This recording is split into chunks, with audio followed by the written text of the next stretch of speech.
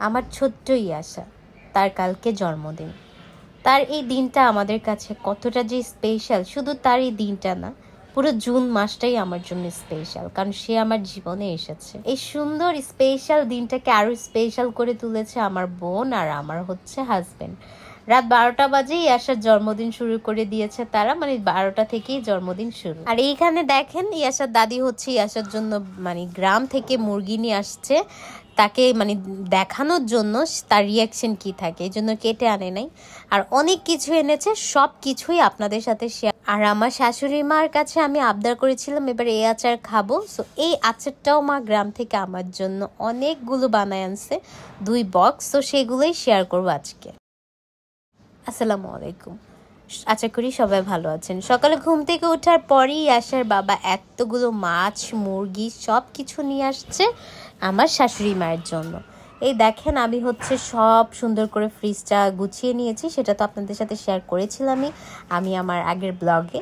আর এখানে দেখেন আমি সকালে ঘুম থেকে উঠে মাছ ভিজে এখন ফ্রেশ হয়ে নিচ্ছিলাম। আমি জানতাম না যে আজকে মারা আসবে, কারণ আমি জানি মারা বার্থডের দিন সকালে আসবে, কারণ আমার শাশুড়ি মা যেহেতু এখন গ্রামে আমরা খাই, হাঁস মুরগি এগুলো আমাদের জন্যই পালাই, তো ওগুলো কার কাছে রেখে আসবে। যদিও আমাদের অনেক রিলেটিভ আছে আমাদের বাসার আশেপাশে, কিন্তু দেখা যায় নিচের জিনিসটা আমি যেভাবে যত্ন করবো অন্য কেউ তো করবে না, তো এই জন্য মা এখন একটু কম আসে ঢাকায়। তা আমি জানি যে আজকে জাস্ট আমরাই খাবো, আর আমার খালাতো বোন আসবে, আমরা সবাই একসাথে মজা করব।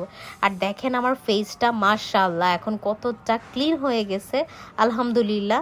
এটা কিন্তু একদম আমার আইফোনের রিয়েল ক্যামেরা দিয়ে করা।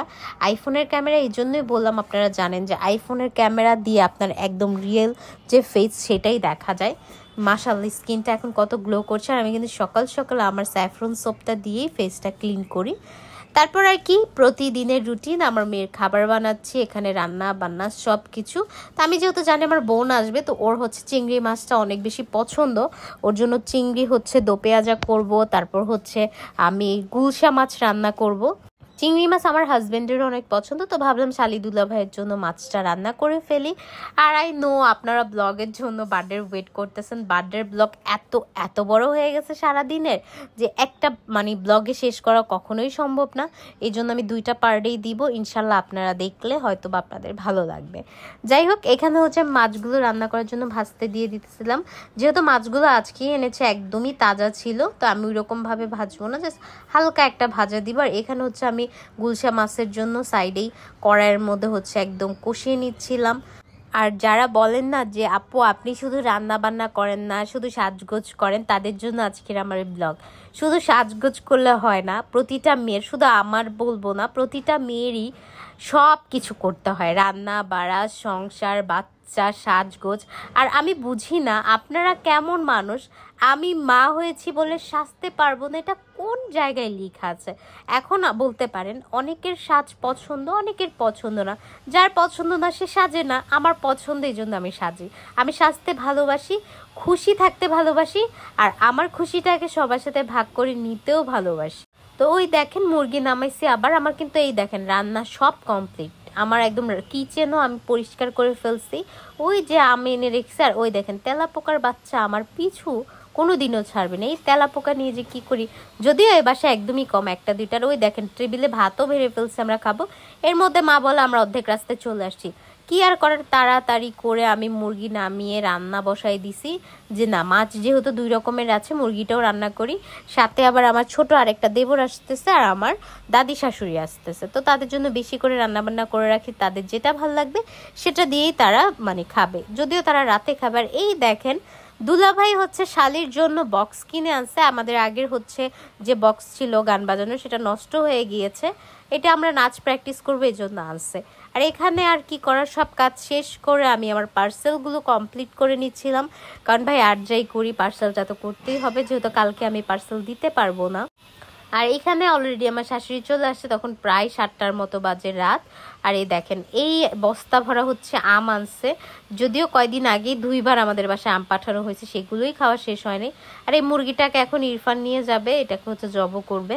আর এখানে দেখেন দুধ নিয়ে আসছে, সব কিছুই মা নিয়ে আসছে।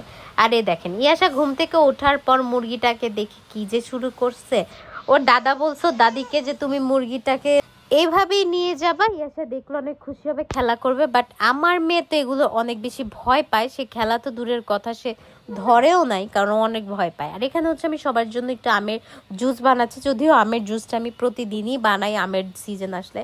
আর এই দেখেন আমার পছন্দের আম, মানে আমের আচার যেটা বলে, এই আচারটা আমার বিয়ের পর থেকে আমার এত পছন্দ, এই আচারটা আমার অনেক ভাল লাগে। তো মা আমার জন্য বানায় আনছে। আর এখানে হচ্ছে ইয়াসার বাবা, সে হচ্ছে চুল কাটতে সেলুনে গিয়েছিল, তারপর হচ্ছে ইয়াসার জন্য একটা পেস্ট্রির দোকান থেকে কেক কিনে এনেছি, শুভ জন্মদিন রাজকন্যা লিখে।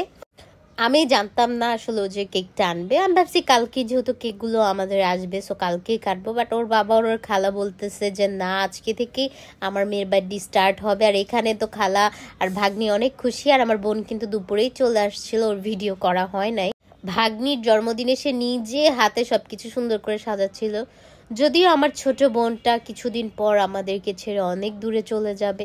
আমার অনেক বেশি মন খারাপ ছিল, মানে যখন এই কথাটা আমি শুনি। অনেক, আমি কয়দিনও বলছে, আন্টিও বলছে, বাট বিশ্বাস হয়নি। বাট যখন সত্যি সত্যি শুনলাম অনেক বেশি কষ্ট পাচ্ছিলাম, নিজের কাছে অনেক বেশি খারাপ লাগছিল। কারণ ও আমার একদমই হচ্ছে খালাতো বোন হলে কি হবে, আমরা জাস্ট 6 মাসের ছোট বড়, আমাদের ভিতরে বর্নিংটা এত ভালো, জাস্ট এক কথায় আমরা ক্রাইম পার্টনার। ছোট থেকে আমরা যা করেছি দুজন একসাথে। ওর হচ্ছে ভালো দিন খারাপ দিনে আমি ওর পাশে ছিলাম, ও সবসময় আমার পাশে থাকার চেষ্টা করেছে ছিল। সো এই জিনিসগুলো ভাবার পর ও যখন ভাবলাম চলে যাবে, আমি জাস্ট রীতিমতো কান্না চলে আসতেছিল আমার। বাট আমি ওকে বুঝতে দেই নাই, কারণ ওর ভবিষ্যতের জন্য যাচ্ছে। যাই হোক, এখানে হচ্ছে আমি রেডি হয়ে গিয়েছি, আর আমরা হচ্ছে এখন কেক কাটিং করবো। রেডি বলতে জাস্ট একটু লেন্স পরেছি, আর এখানে লিপস্টিক অ্যাপ্লাই করেছি। আর এখানে হচ্ছে আমরা ডান্স করতেছিলাম গান শুনে। ওই দিন না অনেক বেশি আনন্দ লাগতেছিল যে আজকে আমার মেয়ে এই পৃথিবীতে, মানে কালকে এসেছে। সো এই জিনিসগুলো না ভেবে অনেক বেশি আনন্দ লাগতেছিল। মা তো, মাদের ফিলিংসগুলো হয়তো বা এরকমই। আর এখানে আপনাদের ইয়াসা বুড়ি এখন এমন হয়েছে, কেক দেখলে ও কেক কাটার জন্য ব্যস্ত হয়ে যায়, সবার কাছে ছুরি খুঁজে। আর এখানে ওর বাবা চেষ্টা করতেছিল ওকে একটা সুন্দর ছবি তোলানোর জন্য। অনেকেই বলে আপনার মেয়ে কি শান্ত, কি সুন্দর ছবি তোলে। ভাই, এই ছবিগুলো তোলার পিছনে যে কত কাহিনী থাকে, কত মানে স্ট্রাগল থাকে আমাদের জামাই বউয়ের, প্লাস ওর খালার, ওর মামির অনেক বেশি স্ট্রাগল থাকে। আর ইরফান তো আছেই। আর এখানে আমি বলতেছিলাম দেখেন এই গরিবগুলো হচ্ছে কেক খাওয়ার জন্য বসে আছে।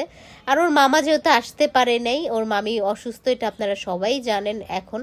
তো এখানে হচ্ছে রাত 12টায় মামার সাথে ভিডিও কল আগে সে কেকটা কেটে নিয়েছে, তারপর বাবা মার সাথেও কেক কাটছে।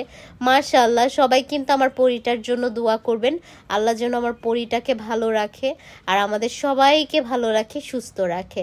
আর অবশ্যই আমার শ্বশুর শাশুড়ির জন্য সবাই দোয়া করবেন। আর আজকে আমি যে ড্রেসটা পরেছি এটা আমি গত বছর রোজার ঈদে কিনছিলাম, আমার মনেই নাই এটা আলমারিতে ছিল মানে পরার জন্য। তো হঠাৎ করে আমার মানে ড্রেস বের করতে যে এটা পেলাম, তারপরে এটাই আমি পরে ফেলছি। আর দেখেন, বললাম না ইয়াসা এখন কেক পেলে তার কিচ্ছু লাগে না, কেক নিয়ে কত যে কাহিনী তার শুরু হয়। আর এখানে আমি আমার বোনকে দিতে নিয়ে আমি খেয়ে ফেলবো। টাটা, আল্লাহ হাফেজ।